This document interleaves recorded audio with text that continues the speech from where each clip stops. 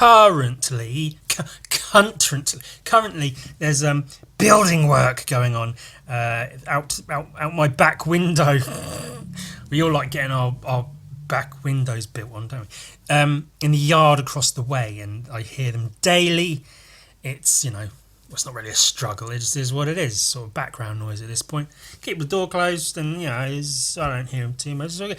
Anyway, so I wake up this morning and pop into the kitchen to get myself a little juicy juice, a little juice in my back window, and the first thing I hear this morning is the builders across the way, one yelling at another one, going, "Well done, dickhead."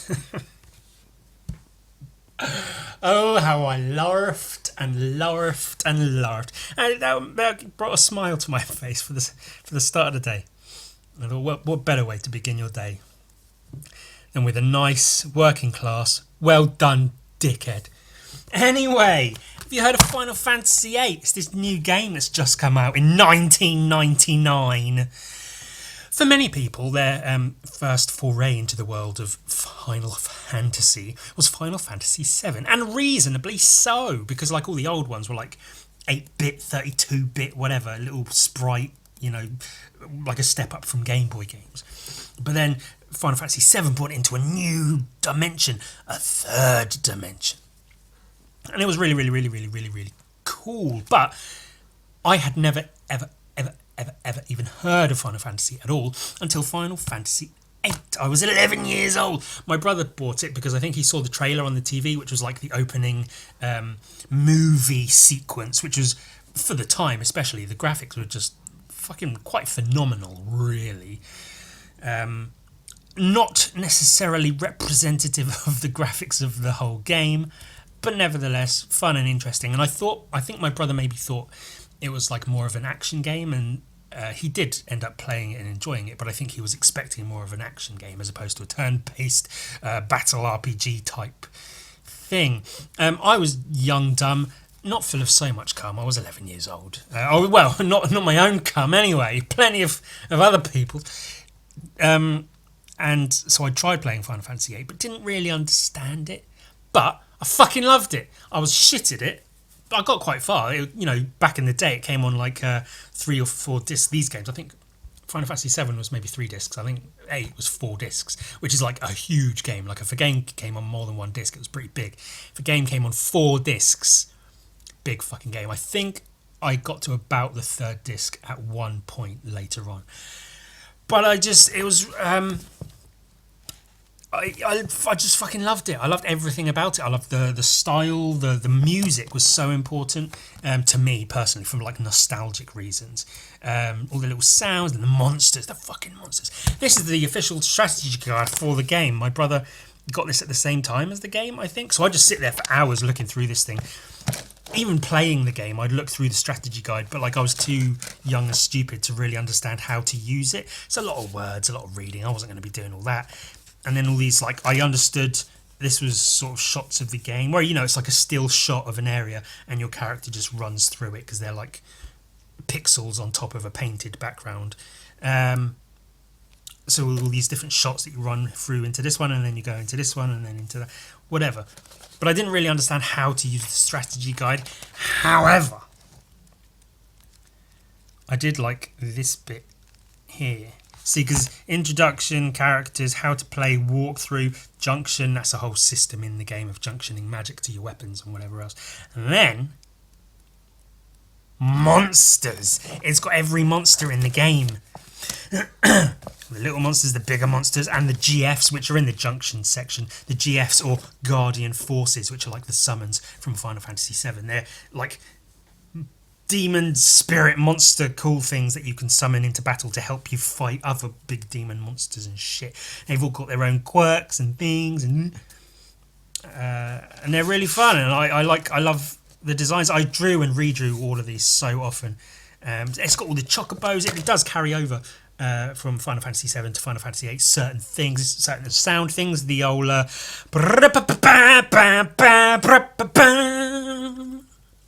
you will know and love that one. Tom Berries were in these number 7 chocobos.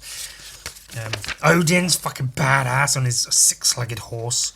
So I think Odin's horse actually has 8 legs, but we won't get into that. But yeah, like I've said before, with regards to like fucking Dungeons and Dragons rule books, the first one I always get is the monster manual because I just love all the fucking monsters and shit. So seeing this book, I'm just looking at it again and again and again, ogling and goggling and gawking over all of the cool monsters. A cockatrice. I like that some of them are like classic, sort of more D&D kind of monsters, and some of them are just like whatever. See, this is like the president, but he's a fake president. He's actually this giant zombie character. And the zombies in this game, you use a phoenix down, which brings a dead person back to life. You use that on an undead thing, and it kills them. It brings them back to life, but in the opposite way. So it's pretty smart, isn't it? So the Blobberer, that's a really, really cool one. I might have to draw a bunch of these.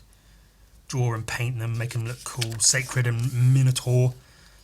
I can't remember which is which, but one of them's teeny tiny and one of them's ginormous. The evil sorceress. I also... I bought a little while ago the Fallout 3 strategy guide just because it was like £2 online, and I was like, fuck it, whatever. And then I hoped, I kind of, maybe wrongfully, but I hoped maybe there'd be some cool artwork, some concept stuff in there.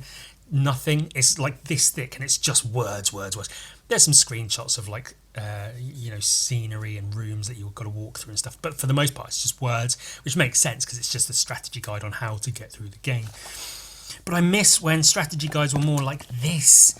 It's got all the characters, how they look in the game, a shot from the opening FMV, a drawing of them, all their stats. I didn't really clock when I was a kid because I was tiny and little. But, he's 17 in the game. To me, that seemed like basically an adult. But now I'm basically an adult. He's 17 years old and he goes off to, like, join an army and battle monsters and robots and stuff. And his instructor is this, like, hot, somewhat sexualized, like, librarian type 18-year-old. And she's, like, in charge of it. I don't know. The world, those crazy Japanese people in their world. Hey, let's take a selfie. I always liked Zell. He was really cool. Badass little guy. He used his fists to fight. Of course, there's the classic Gunblade that these guys have. It's a sword with a gun on it. Brilliant. Like a Viking with a gun. Imagine that. I should do an axe gun. I know that's been done several places, but whatever. But this guy just uses fucking fists. So you can upgrade weapons, and you can upgrade his gloves to like different gloves.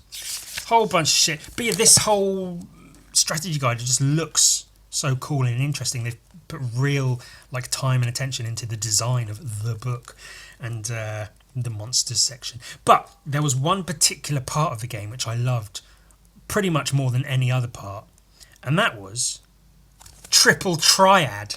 I didn't have to, but I googled the word triad because we all know like triad from the GTA, the Chinese gang crime organization. That's their name.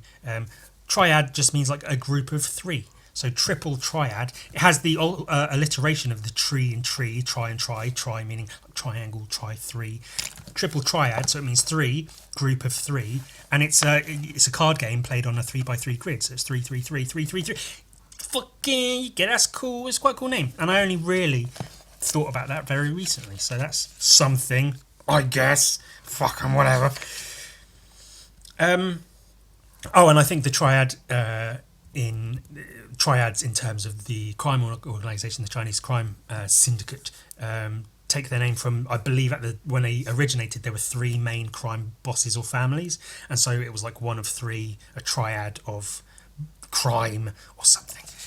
So the card game is a card game within the game of Final Fantasy. You can pick up like a deck of cards, or just a handful of cards, and then you run around asking NPCs in amongst fighting monsters and going on these crazy adventures and emotional things and otherworldly happenings and stuff. You can stop and just go, oh, do you want to play cards? And the person will go, yeah, sure. And it switches to the screen with like the Triple Triad play mat, and then you slap your cards down and play against people. It's got cool music to, well, I find it cool at least because it's nostalgic to me. And yeah, the cards It's got all the cards. There's cards of each and every monster, and you can have multiples of them. So you've got level 1 monster cards, level 2, level 3, and every level the cards get like stronger and stronger with higher stats and things. Basically, you play on a 3x3 grid. You lay one card, the other person lays another card. If its corresponding adjacent number matches or defeats the other one, then you flip that card and you win that card. And by the end, whoever has the most cards on the board wins. So it's not a matter of getting like 3 in a row like tic-tac-toe, but it's a cool, easy to learn, easy to play game. And the collectible card aspect of it, because Pokemon, that whole thing, collectible cards and shit was really sort of addicting. I found it addictive, whatever.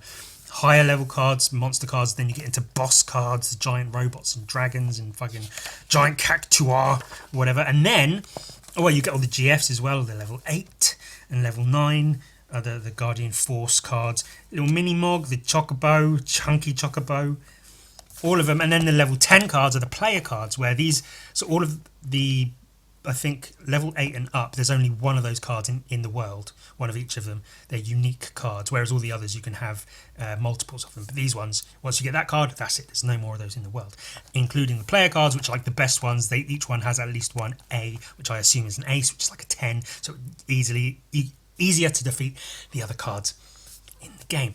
Now, the astute of you may be like, that sounds very similar to a certain card game that you made, Ewan. And yes, I think when I first made my Noughts and Crosses card game, I had no concept of having been inspired by Triple Triad from Final Fantasy VIII, but it almost certainly was, because that was obviously in me. I wanted a game I could play similar to Triple Triad, where you just have a deck of cards, nice, easy to play, slap them down, win or don't win. It's all good, all very cool. I even back in the day, I wish I still had the cards, I made each and every one of these cards. I made one of every one of these cards about this big, cut out on cereal box card, of course, all coloured, drawn and coloured in with pencils, all the numbers were drawn on them. And I used to play on my own, because I'm the sort of person that would sit and make all of these cards. Of course, I didn't have anyone to play with.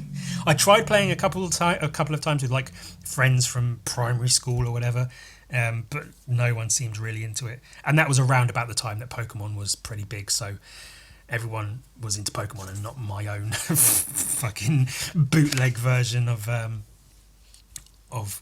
Triple Triad. But I'm happy the fact that I made the thing. It's something to do. I was proud of myself for that. And that's been how it goes. I sit and I like a thing and I make a thing and I get it. That's why I'm so good at the shit I do now, obviously. Now you may be asking, okay, but why are you fucking going on for almost 15 minutes? Christ, about all this shit, Ewan. I mean, even what I'm building towards, which I'm not building towards anything, I'm just saying. It's literally, I'm just sharing with you. This isn't for anything. This isn't a precursor to anything. I'm just sharing with you because it's been in my mind and I have no one else to talk to, so I thought I'd just fucking share with my friends. Is that okay?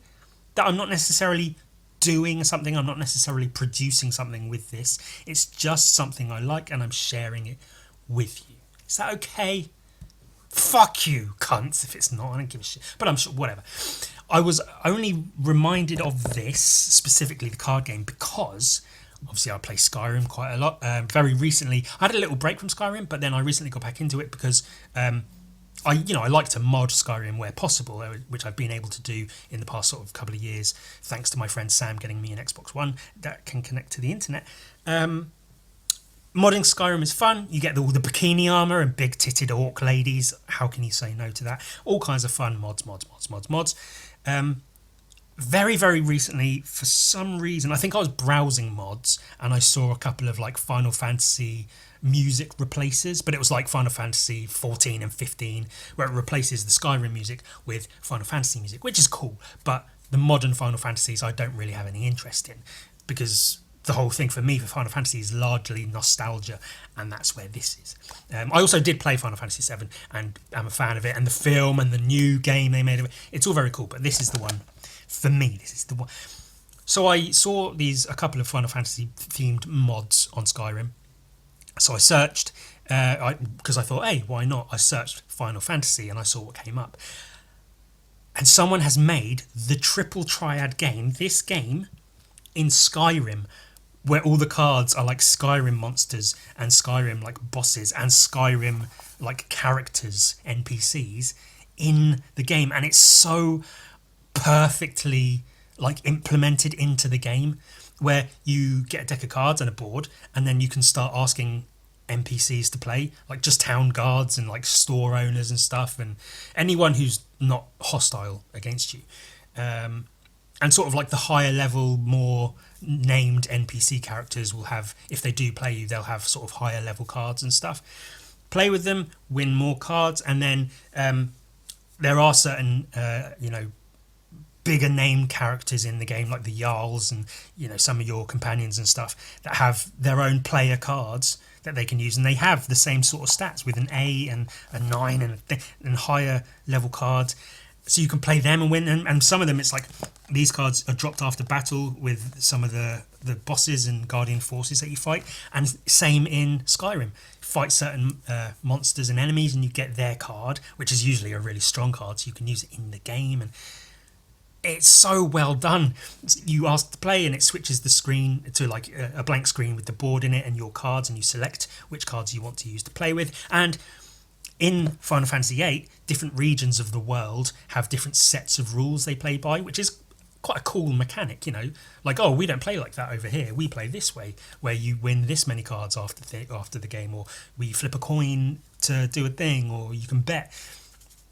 And whoever made the mod for Skyrim implemented that into the world as well, where different like holds in Skyrim have different rule sets they play by for this game. And I saw that and I was like, no way, Triple Triad in okay, download it straight away, start playing it. I spent hours and hours playing it, getting more and more cards, finding some rare cards. I've got a game at the moment I'm with a character that I'm playing, and I'm doing that, just trying to get these cards. If you know what Karstag is on Solstheim, he's like a giant frost giant, like ghost thing you have to revive with a skull, and he's made to be a big fucking boss that's hard to defeat. I'm building towards fighting him, because then he drops his card after battle, so I'm going to get that one and just fucking murk people in Triple Triad in Skyrim. It's just something I was excited by. I was not expecting it.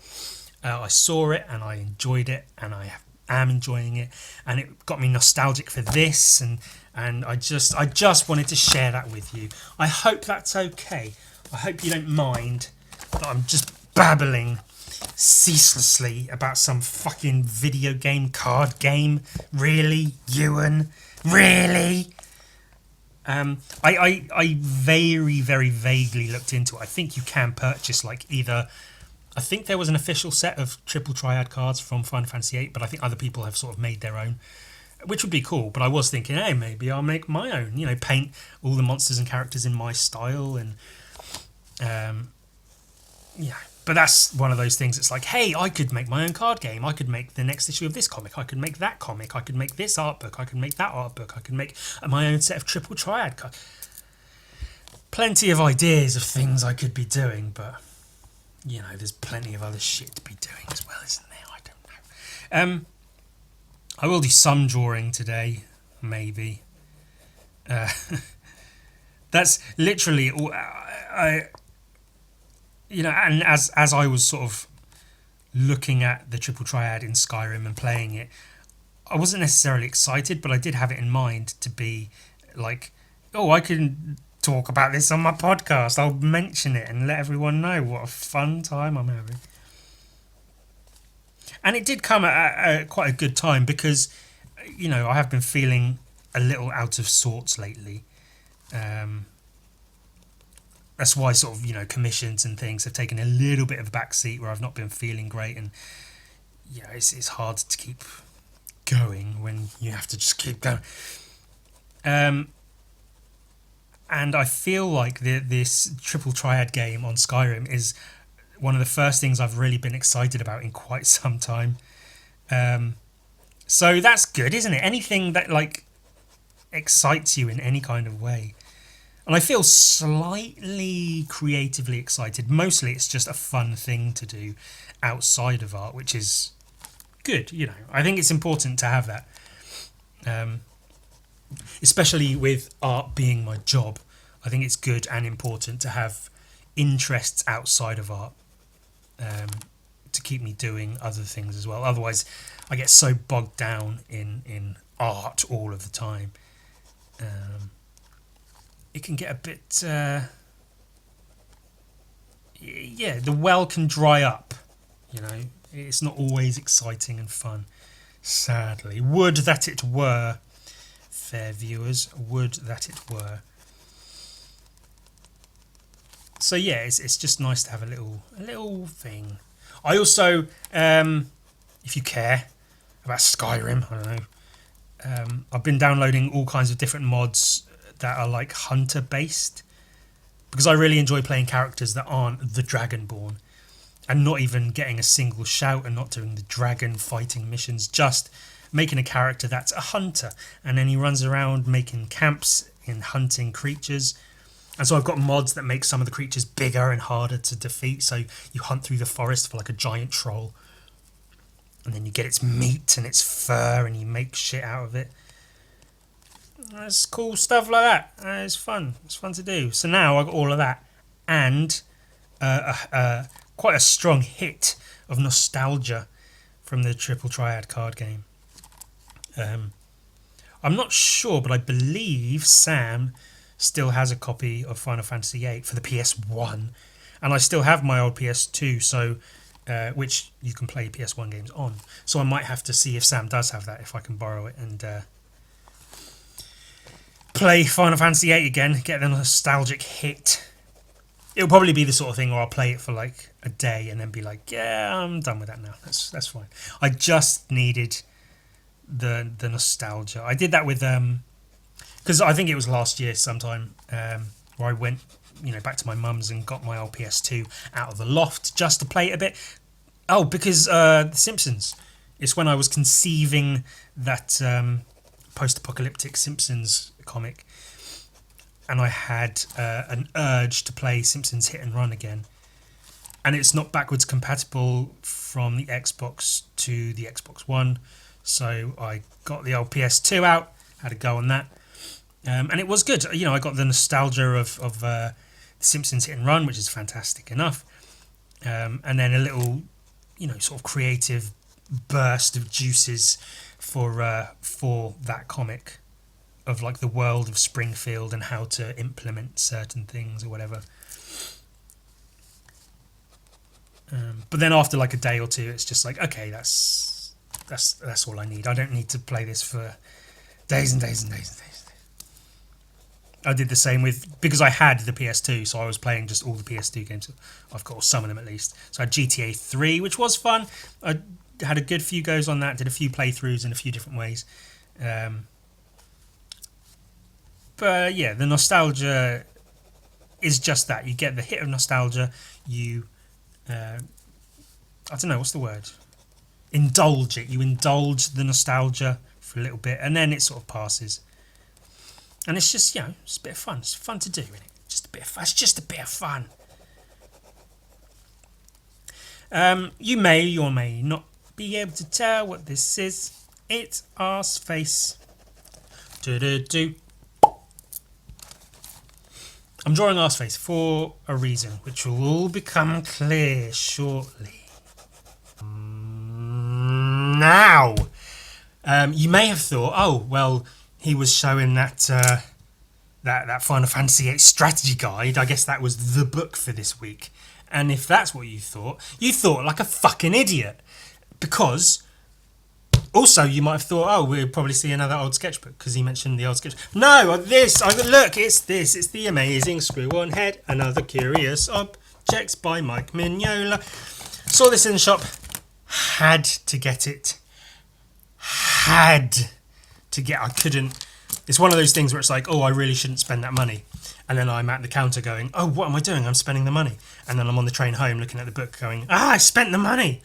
But I've got this and it's really fucking good. It fits Mignola's art book style. It fits with his other art books, which I've got a couple of. The Art of the Hellboy one. Certainly the Hellboy 30th anniversary or whatever the fuck it was. Or I think 20th, whatever. The anniversary Hellboy art book edition. His his quarantine sketchbook. It's, you know, the hardback cover with the slightly fabric spine or whatever. Really, really nice. But I probably would have gotten it anyway. But then it explains what's in here. The special hardcover edition of The Amazing Squirrel Head and Other Curious Objects celebrates the 20th anniversary of the comic's original publication with 40 pages of new material by Mike Mignola, including his 19-page, never-before-published comic, Axel. To me, I'd seen bits of The Amazing Squirrel Head. I've seen the animation. I've seen bits of it here and there online, but I've never seen the comic in full. As well as the other bits and pieces in here. There's a couple I've heard about but not seen. This is an entire book of to me personally, basically completely unseen before material from one of my favourite comic book artists, which is frankly fantastic. I mean, especially since I spend so much time looking at and re-looking at books by artists I like, just again and again and again and again and again and again and again and again and again and again and again. But this is an entire book which is all new to me, and I'm so glad for that. So I would have gotten the book anyway if it was just like a few pages I hadn't seen before. But, you know, just off of 19-page, never before published, there's a whole mess of shit in here, and it's so cool. So The Amazing Squirrel Head, as far as I'm aware, I've not really given it much time in terms of reading, obviously. It's a little squirrel head, and he's like an operative for the government, and they screw him into like a suit of armour, and then he moves around and solves, I don't know if it's mysteries as such or just problems, takes care of people that need taking care of. And it is genuinely funny. There's a dog who woofs, which, you know, that's cool. It's Mike Mignola sort of at his best, really. And that's, I mean, I'm just going to be looking through it going, oh, fuck, oh, Mike Mignola, you bastard, you fucking...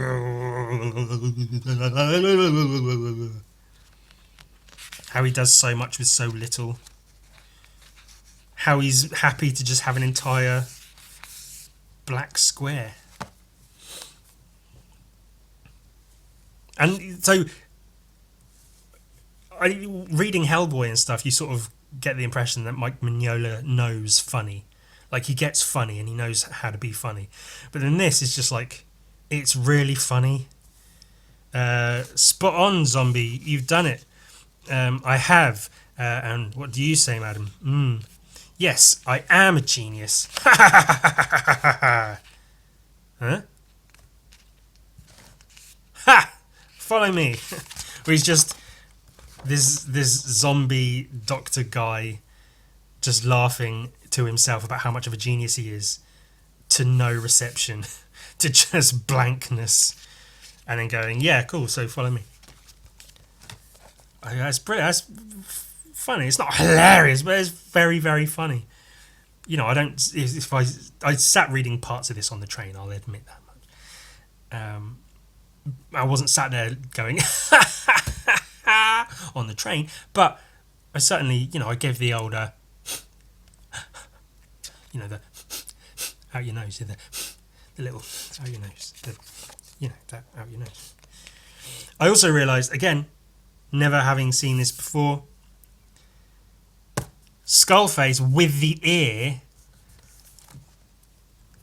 very reminiscent of Deathfist. Irritatingly reminiscent of Deathfist. I thought, if nothing else, if I get the skull face and I give it ears, because that makes it a little bit less sort of skeletal, and he's got a very similar mouth shape to Deathfist, just a sort of a circle with the teeth in it. I thought I'd be safe putting the ears onto Deathfist, because you know, it makes it a little bit, you know, these are just skulls. But Deathfist's a skull with ears, but then so is this guy. You can't you know, you can't be wholly original all the time. Everything comes from somewhere, doesn't it? But of course, he doesn't have one giant fist, so I got him there. Also, I have the pupils, where his eyes are just black. Death Fist's eyes are just black sockets with the little white dots to show, where his eyes are pointed. So he gets the turnip and he pops a probe into the turnip, and then this monster comes out of it. Free at last from my vegetable prison. That's pretty brilliant. You poor, sad, insignificant brains. Oh, your poor, sad, and insignificant brains cannot conceive of the horror that is coming now. Brilliant. Brilliant fucking composition. Foreground, middle ground, background. Colour. Dark all around it with just the fucking red in the middle with the shadow of that monster coming out of the red. It feels like it's actually coming out of the red glare, the silhouettes in the foreground. The zombie guy there with his, I don't know, vampire mistress or whatever, just like, oh, and then she goes, poof, turns into a bat. She's fucking off while she can. The zombie's got to stick around, I guess. Not so fast, Emperor Zombie. Oh, that's his name, Emperor Zombie. What? Screw on head! I surrender, take me to jail. Bah, you are an irritant to me. Sprang. Time to begin the horror. I can't allow that. I work for the president. Pong. Shoots his missile fist off into the monster's mouth. And it blows the fuck up. Great mushroom cloud. This is, I guess... Oh, he scrambled up the anchor line.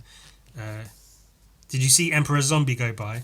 Yes, so I did. He scrambled up the anchor line into his evil skull balloon. That's pretty brilliant.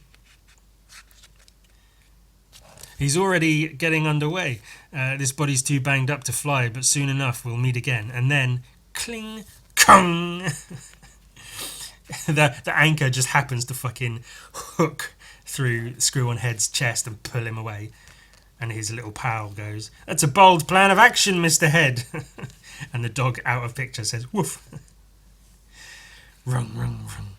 As he gets dragged through the sky. It's brilliant. That's fucking brilliant. I like that. See, the dog, woof. The dog plays a part throughout. It's pretty fucking great, really. The head pops up off the body through the floor of the balloon, starts gnawing on the cables.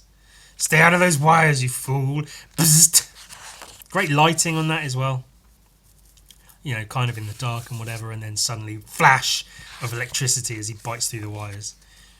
Oh, boom! The ship blows up, the head flies away. Another job well done, Screw-on-Head. Once again, the Earth is a safe place for living humans. Thank you, Mr. President. The head just fucking chilling in the dirt there. Our hero. Yes. I think that's brilliant. That's so fucking funny. Werewolf, cannibal, criminal lunatic, monkey. The end. I think that's a really, really fucking solid comic. And it's such a great example of a creator just making some shit they want to make just for the fucking fun of it because they can. Like, he's got this idea in his head. Oh, there's a Screw-on-Head. He goes on the body. He works for the president, who's Abraham Lincoln. And I love that Abraham Lincoln is only ever just sat there. And he's not really... His mouth isn't necessarily moving. He's just fucking sitting there. Just his face.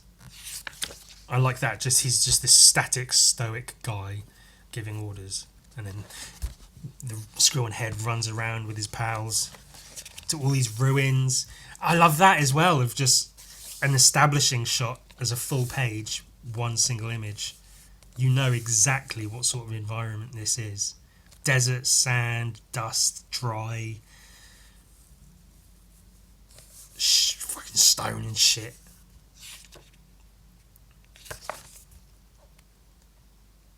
Foolish mortal, beware my... Quiet, you horrible thing! Blam, blam! Thud. Here it is. Bangang Agroesh, the left eye of Nog, the jewel worshipped by the wizards of Mu and the black priests of Atlantis, finally passed down to Gung the Magnificent, who was chosen by the gods to conquer the world. And now it's a turnip. Ah, it's not a jewel, it's a dirty old piece of crap. It's a turnip, but my instruments indicate that there's a small parallel universe inside. Beep beep. Shambhala. Woof woof. Good boy, we must be close. He smells the evil. And then the turnip and the monster. See, it's such a fucking good... I can only hope to be able to put together a comic as good as that someday. Oh, but Ewan, you're so good already.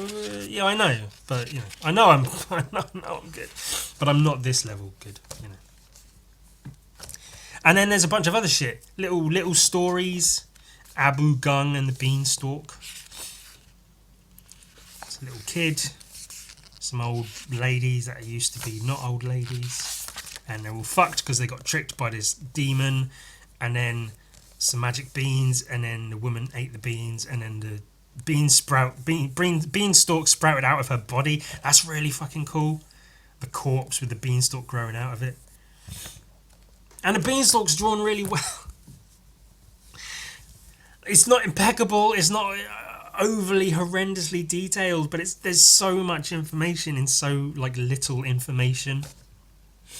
All these heart-shaped leaves sprouting off of it, little spindly branches and things, and just the form of it, very tentacle-like. And we know Mignola does his tentacles very well. It's simple but so effective. The leaves really, really make it. They really add to it. Especially where he's got this leaf's folded with a shadow underneath it and whatnot.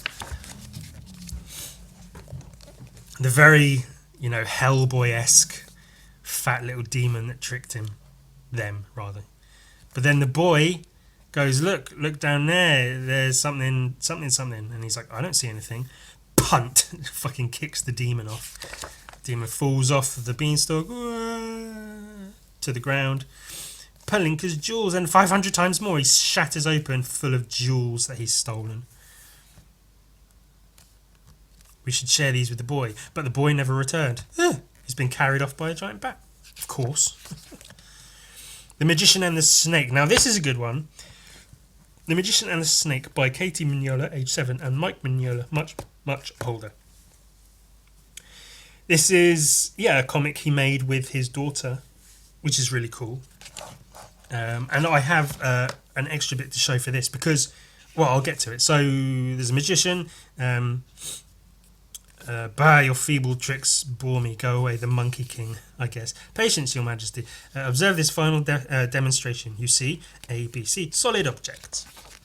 Is this in... I'm always worried about going like this or whatever.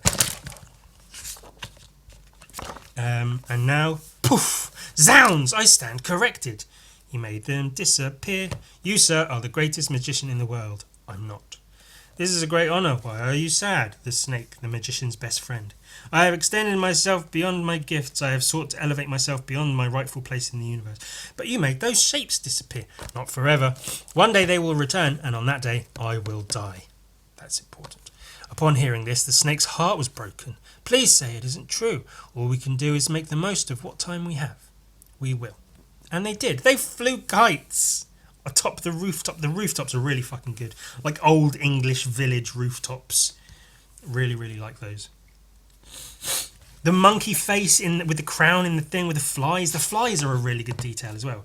Just a smelly little monkey with flies buzzing around. And the flies are literally 2 fucking ovals for wings. Which is basically, I think, how I stole the idea of when I draw flies around things. I draw like a dot with 2 wings. If they're far away, I guess. And those last years were the happiest of their lives. Bless. But all things end. The kite fucks off into the sky. Great panels for a page of comic book. The sky up and the thing. And one night the shapes returned. Darkness. Not yet. The snake's not happy. That's a cool... The floor looks... The lighting and it's just so fucking compositionally, in terms of drawing a comic book panel, even just the dude's arm in silhouette against his robe, so fucking good. And one night the shapes returned. Not yet. From the roof of the magician's house, the snake was furious with them. He's twisted around the spire, yelling into the sky, "Go away!" And that's a really neat. Sees up, and then the shapes are up here with the flash. Sort of, it fits into the panel. Change me into a lion and I will bite them, I'll swallow them, and then you will live forever. I cannot, but now everything that was mine is yours, and I know you will remember me. I will. And the magician died, but he was happy in his passing because he was so well loved by the snake. The end. And a statue of the wizard and the snake in this. Frankly, I don't want to be too poetically about it, but a gorgeous, gorgeous, beautiful little scene. Light and dark contrast, setting the scene. It gives you a perfect vibe of what kind of place it is, with the old stone wall and steps, the shapes underneath the statue. The tree, just simple lines, but so goddamn effective in shaping that dead tree, with the leaves dotted about and the snake in an insert panel. That's so good. Now, that is importante because Hellboy in Hell, these are the last few issues of Hellboy in Hell, when it finally ended, I read a little bit about it where... Alright, so this is the very end of Hellboy, of all of Hellboy. This is the end of Hellboy. He's in hell. I think he either kills Satan or whatever, takes over, and then it's all darkness. Oh, he pulls off his horns. Excuse me. Because he doesn't want to be king of hell. So he just leaves, and everything's grey and quiet. And he leaves, he goes through this town, this old, English seaside town, all these old buildings. Really, really cool drawings of old buildings. There's a statue. So this was, I don't know when this was drawn way before the end of Hellboy, but Hellboy ends. You see the wizard, you see the town. He's walking along the beach, just looking at shit. Corpses in the water looking at him. Seagulls. Just a quiet... It's such a good end because it's not huge and bombastic. It's just everything's over now. And it's a really, if you go anywhere, if you have anything, any event, if you go somewhere, I don't know, to a festival or on holiday or whatever, and you come back home and it feels like this just quiet, serene thing of you were in this huge, lively, loud time, but then you come back and it's just the corpses in the ocean that you walk past, your hometown, and it's what it is. It's just quiet, the old homestead. You walk in up the stairs, shoot it, kill it, it's a demon from hell come to destroy us all. No, like a little boy, Hellboy. He walks into the house, there's these shapes. And then that's the end. The house, the light of the shapes, the stars in the sky. Which is such I was sort of unaware when I first read this of the significance of it all. I was just oh, that's a bit of a weird ending to Hellboy. I like how quiet it is, but it's a very odd, I don't know what this is. And I read later on that these shapes relate to a story he made with his daughter, wherein there's a wizard and a thing. And so now, having gotten this book, I've been able to read this comic for the first time and understand the shapes return, the wizard dies, and it's sort of a sign of the end of times, but it's a good thing because all things come to an end. That's what it is. It's a sign that all things come to an end. Even Hellboy comes to an end, but it's okay because you enjoy the time that you had with Hellboy, and I think that's really special. And then there's some more. Witch and Her Soul. Is that about halfway? That's roughly halfway. I did think, maybe I'll look at this some today and then some next week. I might skip a few pages here and there. There's some shit with some puppets that get turned into devils. I don't expect much from those guys, but I made evil puppets, and that's a good day's work for me. The devil doing his work. And then there's some guy who went to Mars. Yeah, and then there's Martians. I love Mignola's fucking...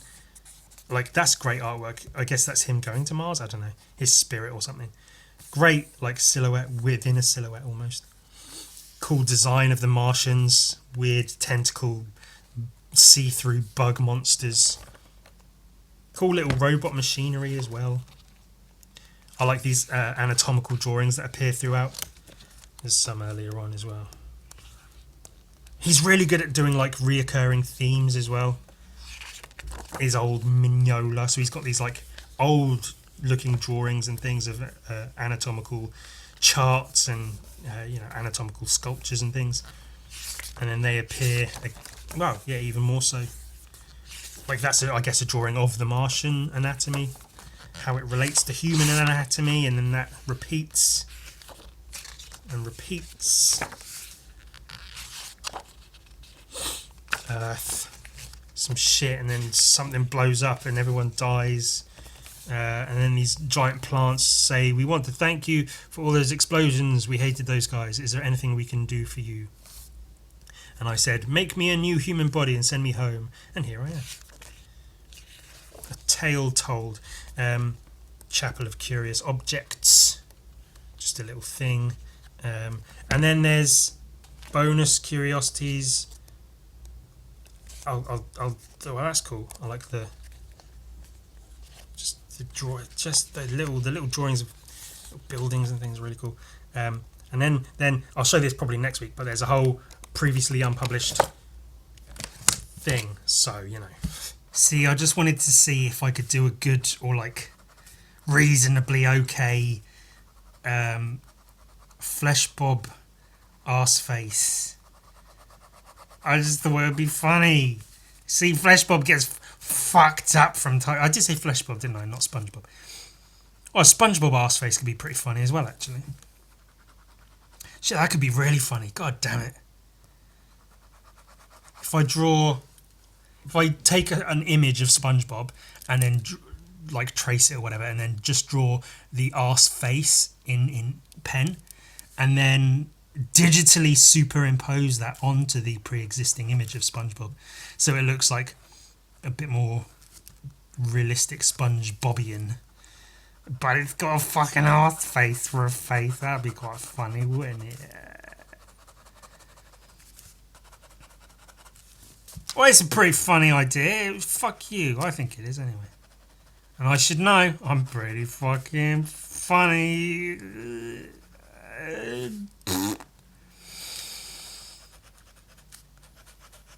There are things going on. I wasn't going to be, but I am now. Going to be taking part in the Illustrated World Series drawing competition in September 15th, I think.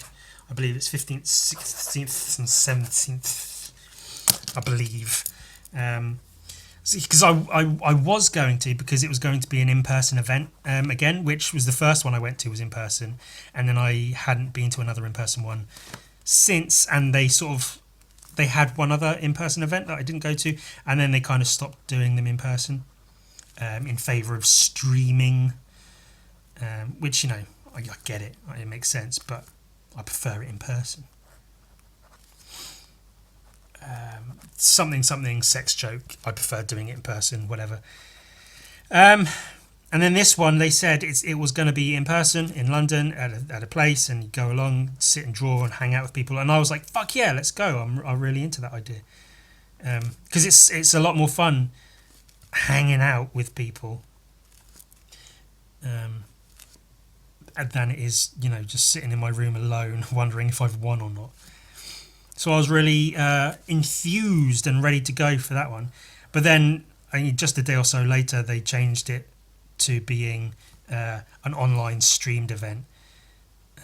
And so I had to tell the organiser, Mark, that sadly I wasn't going to be taking part in that case. Largely, I don't want to be too like emotional, too emo and wanky about it, but it can be very stressful and emotional for me. And I'm prone to sort of depression and stuff as it is, and then as has been the case when I've taken part in the contest and it's been streaming, and so I'm just here in my home on my own. It's not good for me. It doesn't do me any good emotionally and mentally. It's not a good. It doesn't put me in a good place. It just leaves me sort of sitting on the floor, rocking backwards and forwards, waiting to hear if I'm good enough or not. And I told Mark, the guy in charge, that basically I just said, I thank you for inviting me, but it's just too much when I'm just at home on my own in my own sad little flat, being told, oh nope, someone's better at drawing than you, you're not good enough, Ewan. And I know that's not what it means, and it's all just a bit fun and whatever, but it's just how it is. It's just how I feel, and that's valid. Okay, my feelings are valid. But then Mark, bless him, said, well, in that case, what they can do is they're going to have a studio where they're streaming from in London, with like a couch for people to sit on and talk. I think talk to camera and sort of commentate on what's going on. And he said they'll set up a space for me there, like a table with the thing on it and a light and a camera, everything I need to do it. And all I have to do then is just show up and draw. And there'll be people there, so I won't be neglected emotionally or whatever. I won't be sat in my own stupid little room going, oh, I don't know if I'm good enough. There'll be other people, so it's cool. They will have other artists in as well to chat and hang out. So yeah, it's really, really good on Mark for doing that.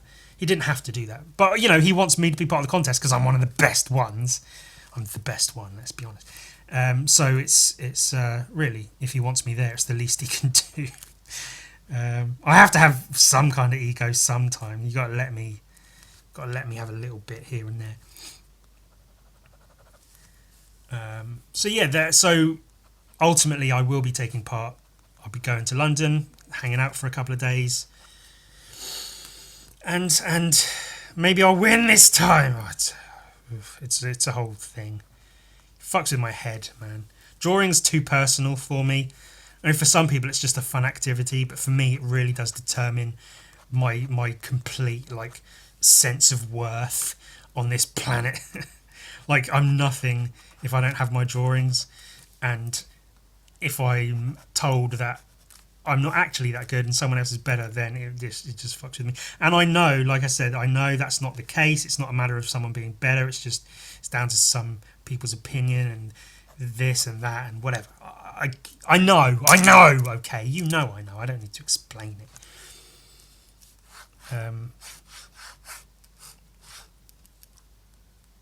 But it's a personal thing, and it fucks with my head. The stress of the whole fucking contest thing. And I've said before, and I will say again and again, that I always have and always will hate competition just as a thing. I'm just not a fan of it. So when it comes to doing that for art, then But why take part at all, Ewan? Well, because there's a cash prize and I could do with the money.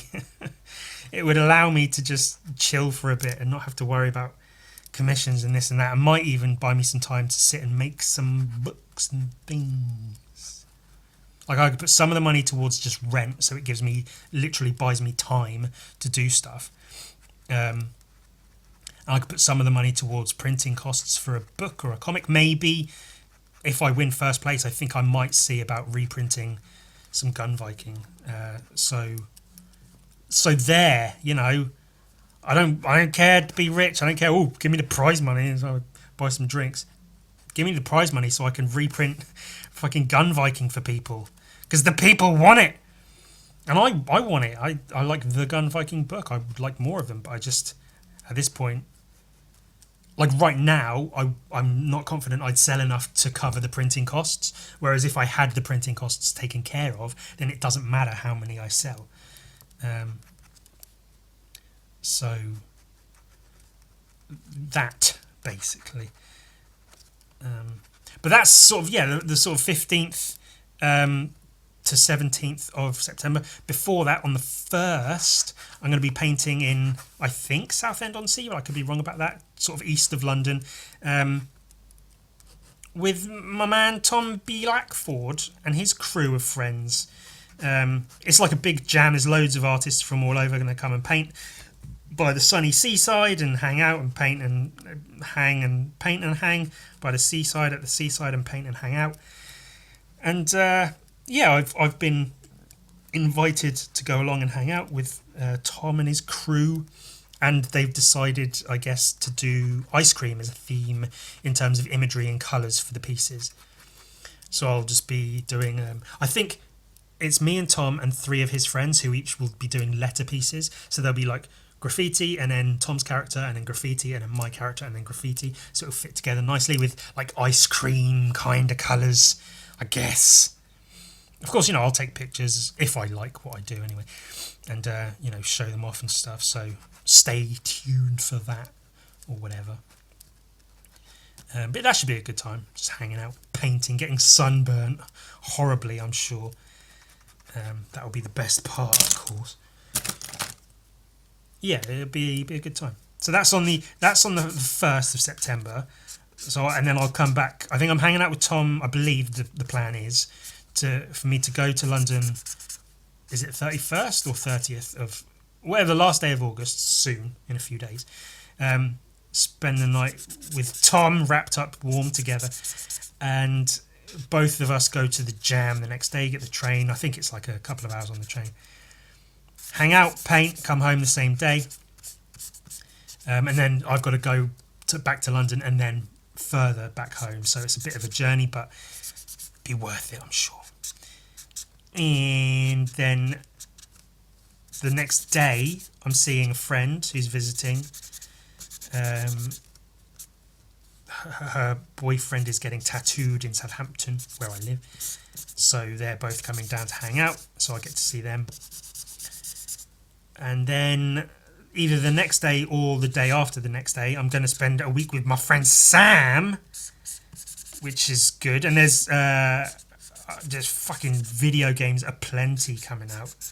The big one is Starfield, which Sam especially has been looking forward to for fucking years. He's into those games, like heavily into space games. Elite Dangerous, I think, is one, and a whole bunch of others. So yeah, he's been really, really excited for Starfield. So it's the new Bethesda game. They do Skyrim, they do Fallout, and now they're doing Starfield. So it's exciting times for that. We're literally just going to spend 4 or 5 days straight playing that. We're going to hunker down, snacks, porn, blowing each other in between, playing Starfield. But then there's Bomb Rush Cyberpunk, the new. I think it's the original creators of Jet Set Radio Future are involved in it, and it's basically like a Jet Set Radio Future clone, but a new game, because apparently they just refuse to make a new Jet Set Radio game. Though I hear they might be making one. And they also refuse to make Jet Set Radio Future playable on any other console than the original Xbox, which just doesn't make any sense. You can download the old Jet Grind Radio, the first one, on I think PlayStation and Xbox websites or whatever, but you can't get Jet Set Radio Future, which is so frustrating because it's so fucking good. But there's this new thing called Bomb Rush Cyberpunk, and it looks to be really, really cool. And if you have a hankering for some Jet Set Radio Future rollerblading through Neo Tokyo cyberpunk cities, and spraying graph and fighting police, then this could be a really good thing for that. So that's exciting. So we've got that to play, and there's a couple of others. Baldur's Gate 3 has just come out, and that seems really cool. The new Dungeons and Dragons game. I played Baldur's Gate Dark Alliance. I don't know if there's been another one since then, but that was really fucking cool. And this new Baldur's Gate 3, I think it's called, looks cool as well. I've seen a few little clips of people playing it. It looks fun. So yeah, me hanging out with Sam for a week. over my birthday as well, which is quite cool. I get to spend my birthday with my best friend Sam, which is nice. It's just going to be there's too much to do. It's nice and it's all good fun, but there's just too much. It's like, how do we fit it all in? Oh, how do you fit it all in? There's another back window joke or something. I don't know. Fucking whatevs. I don't know how arse-facey this one looks. He looks like he's just got a weird mouth. I don't know if it looks particularly arse-like. Maybe it needs more lines. Did you all see the Preacher TV series? It was quite good. It had good parts. It dragged on a little bit here and there. But also it was incredibly disappointing because you think, oh, a Preacher TV series, can't wait to see Arseface on TV. It doesn't look good. Like, this is Arseface from the comics, and then Arseface in the TV show basically looks like this.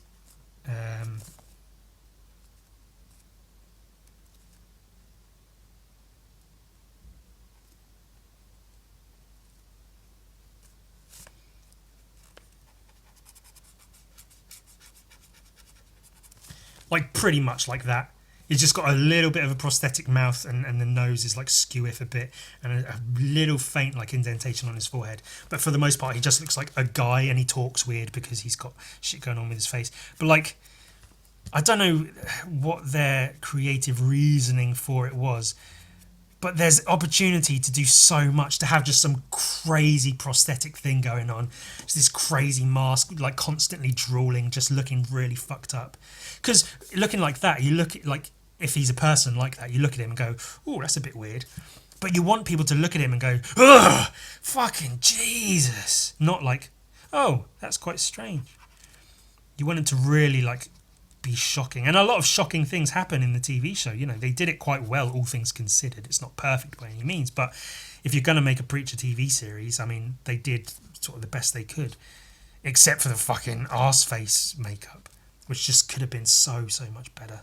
That was the most disappointing part of it for me, personally. Cassidy was really good. The Irish vampire. They got can never remember the guy's name. He's in Misfits and some other stuff. He plays Cassidy really well. Sort of like alcoholic Irish vampire guy. He's really good. And I don't know the names of anyone involved, actually. Whoever it was who played Jesse played it really well.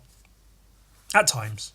There were times where I was like, he's a bit too, like, I don't know, smarmy, if that's still a word. But yeah, it was mostly enjoyable. Well, mostly, it was somewhat enjoyable. There were parts where it had a little bit of, like, how, I think it was season 2 or whatever of The Walking Dead were on the farm, where they are on the farm and they're just never not on the farm. And it just drags on and on and on, and the whole fucking season they're just on the fucking farm. And then at the end of the season they leave, and then they go to somewhere else and they stay there for the whole season. And that sort of bummed me out about The Walking Dead so much. And the Preacher TV series in one of the later seasons has that, where they're in this apartment and they're just there for like the whole time. It's so fucking annoying. But yeah, it's whatever. It's budget, isn't it? If you can't afford, 18 or 800, 5,000 different filming locations for a whole shoot, you do what you can. You do what you can. Do what you bloody can.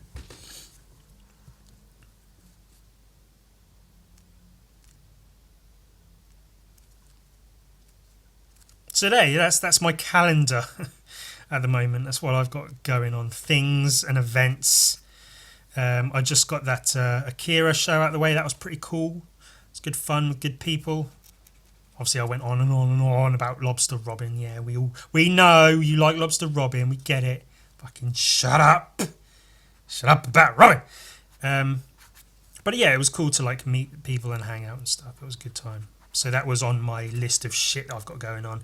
That's ticked off, and now there's some other shit I've got to get through.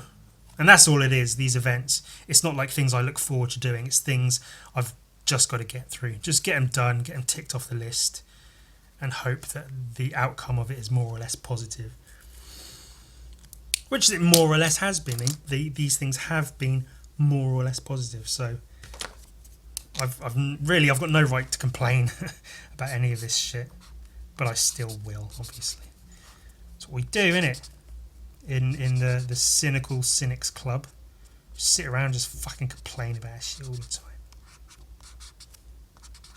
But then I don't complain about some shit. I talk about how much I want to fucking blow whoever made that Triple Triad mod for Skyrim.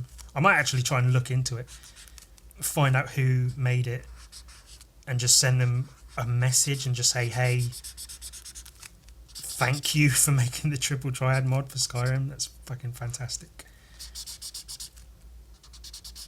It's a weird thing because I've known this to be the case for like even before I was really online for, you know, the amount of time that I am now. Even back in like television days, I was aware that people being angry on television, especially if they do it in like a funny way, like comedians or just television shows or whatever. Charlie Brooker, who wrote Black Mirror, he did it for quite some time. He was just angry at things on television, and he got very popular doing that, and that's how he, you know, got into being able to write things like Black Mirror eventually. But yeah, being angry at stuff tends to garner the best reactions. People like that for some reason. It's very odd. I do get it, but it still is, you know, I can still realise that it's quite an odd thing. Where if you talk about a subject, people will be like, oh, okay, cool. But if you talk like you're angry about a subject, people seem to pay a lot more attention, especially if you're funny with your anger. People really seem to enjoy it. It's quite an odd thing. And I do feel that almost, I don't know how to describe it. Not like I feel like I'm pushed into being angry, but I certainly do feel that people would prefer me to be negative and angry and be like, oh, fuck you, fuck this thing, fuck this piece of shit, you're a fucking cunt, I'll fucking bend you over and stick my fist up your ass, you fucking cunt. But that weighs on you if you do that all the time, and it can affect how you feel on a day-to-day basis and how you feel about things in the world around you. And you know, these last few years I have tried to be positive, Ewan. We're trying to, for my own benefit, otherwise I'm going to fucking top myself. And so sometimes I do need to just sit and fucking gush about a made up card. Well, I guess all card games are made up, aren't they? Yeah, that's another point, actually. Go into like fucking existential things of card games. I guess a card game within a video game is just as legitimate as a real life cardboard card game, because they're both made up. They both contain cards and rules and whatever. People play chess on computers and online and on phones now, I guess. So a card game online is just as valid as a card, or in a video game is just as valid as a card game. You can play poker in Red Dead Redemption and Red Dead Redemption 2. You play poker, blackjack, all the other shits. The knife thing. Fucking that.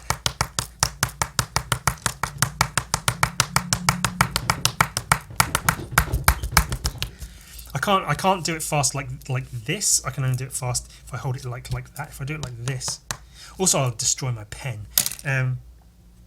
I can't use my Stanley knife because this is a fancy Stanley knife where the blade only comes out if you push the thing, which I didn't realise when I bought it. I just grabbed the first Stanley knife I saw, and I think I'd prefer one that the blade stays out, but I already bought it now, so fucking whatevs. Like I give a shit. Like I give a shit or a fuck or a whole bunch of piss and balls.